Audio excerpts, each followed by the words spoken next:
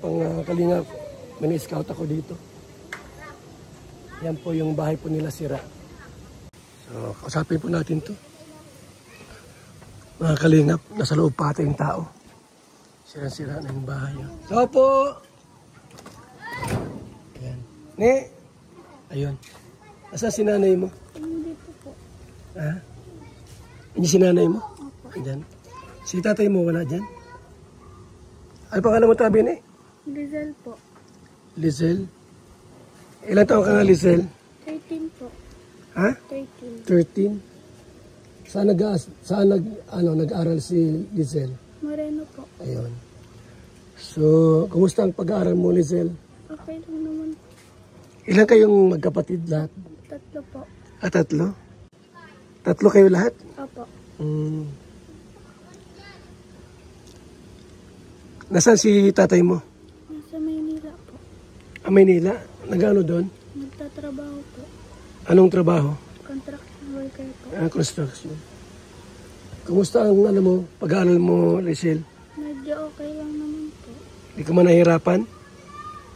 Slight, Slight lang po. Yung araw-araw mong baon, binibigyan ng tatay mo yung baon mo? Opo. Mabuti at malaking tulong kasi may trabaho si tatay mo. Construction worker? Opo. Bira siya umuwi dito? Opo. Bira? Bira mo siya makita? Opo. Ayun. So, yung pag-i-eskwela mo, yung mga gamit mo, kumpleto naman. Opo. Uniform, bag, okay naman. Pagbutihin mo yung pag-i-eskwela mo. Ha? Ikaw bang panganay? Opo. Nasa si nanay mo? Nandyan? Nandyan? Ano pangalan ng nanay mo? Perlita po. Ha? Perlita. Ah, Perlita. Nay! Nanay! Itawag mo daw po.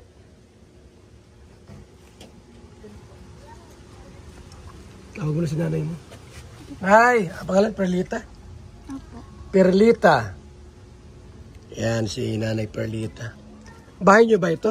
Opo. Ay, yan na si nanay. Anak mo pala ito? Opo. Nakita ko sa labasan kanina, ay na-approach ko, kilala pala ako niya. Opo. Kilala ko po. Nanonood po kami ng ano. Ng mga vlogs. Opo. Sabi niya, yung tatay daw niya ay nasa Manila ba? Sa may Olonga po. Ah, may Olonga po. Nagtatrabaho doon? Opo. Bira siyang umuwi. Bira po. Pagka lang po, kailangan.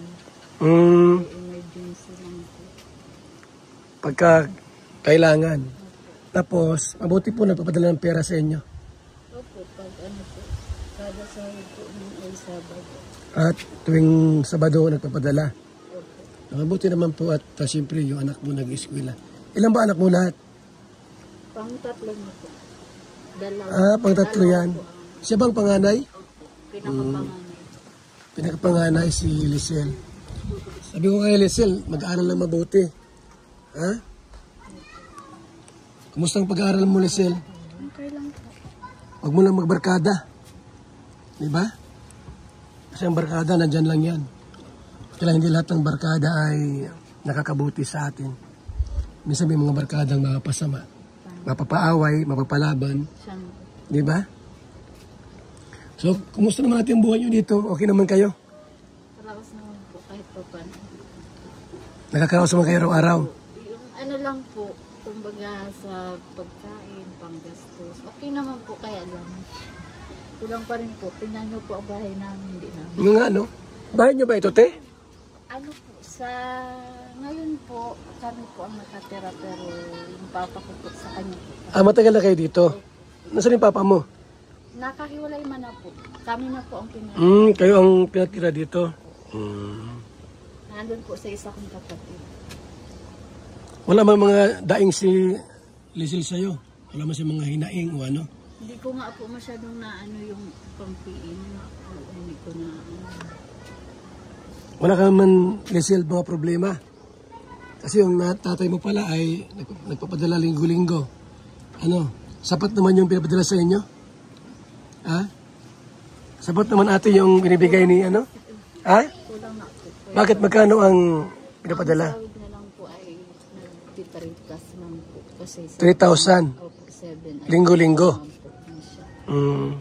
Kaya nga po yung ibang kakulangan nyo po namin sa kagaya po ng pampiin namin, hindi namin mabigyan. Ayun. Gawa ng kulang-kulang na po. Dalawa na po yung nag-aaral. Ilan taon na yung isa? Ano na po, mag-7 po ngayong October. Anong grade nung ano? Grade 2 po. Grade 2. Okay. So okay man ang pag-eskwela mo? Opo. Ha? Hindi ka naman nahihirapan? Sabi ni nanay mo, wala ka daw uniform PE. Di siya reklamador? Nareklamo din naman? Nareklamo din naman po yan. Magkano ba niya araw-araw binibigay niyo? Ano po, kasi po kulang po talaga sa kanya ang 50, 60. Kaya ginagawa po namin, sinilisita po namin mga na Araw-araw? Kasi naman. So lagi naman 100 ang araw-araw mo araw-araw? Mabuti at malaki-laki din ang baon mo, 100 pesos. Ano? Pag meron na, kuya. Ha? Pag meron lang yun, pag wala na po talaga May panahon bang wala kang baon? Ha? Wala naman. Sumagot ka ng maayos at in-interview kita. Magsabi ka ng totoo. Meron bang panahon na wala kang baon?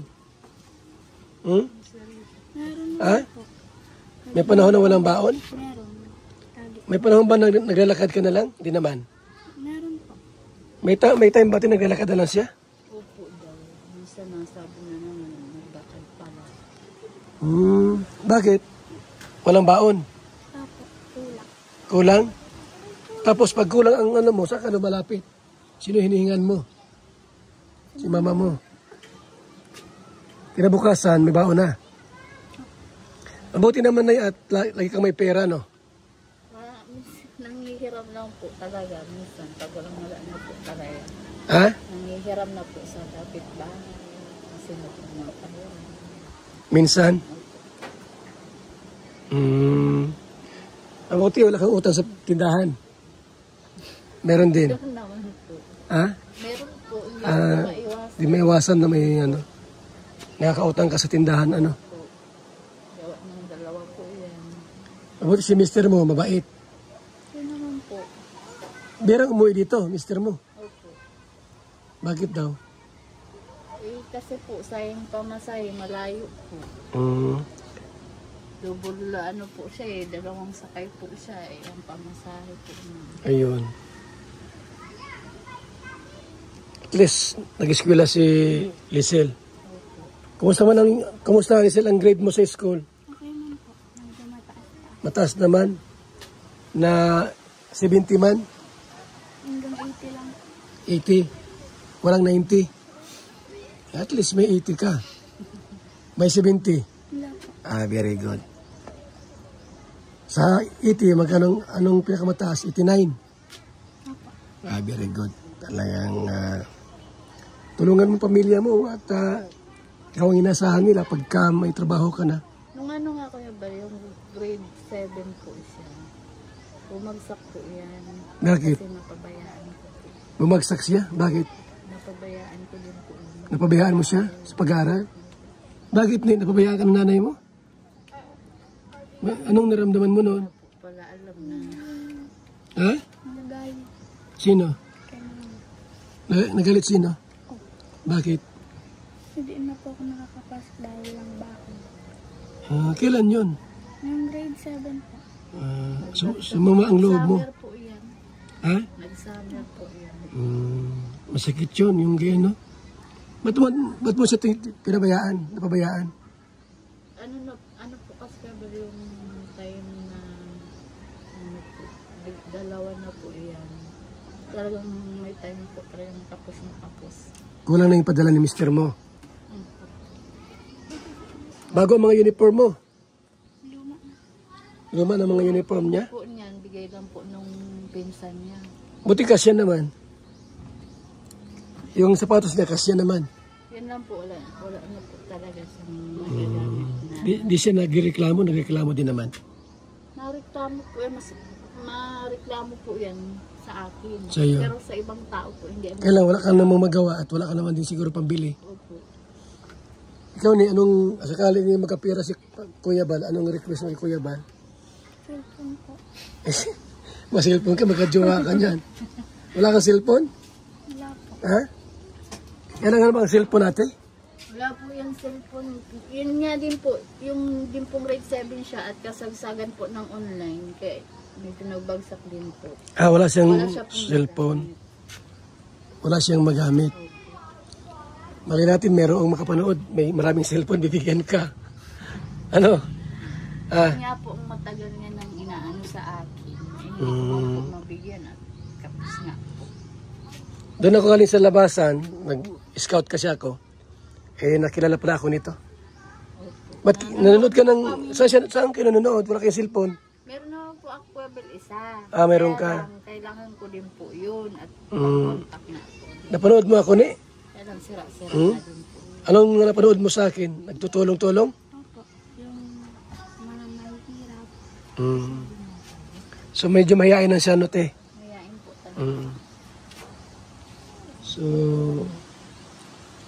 mabuti at ang anak mo yung pangatlo lang yan. Pangatlo na yan. Siya palang panganay, si Lizel. Opo, pinakapanganay. Pinakapanganay sa lahat. Ayan.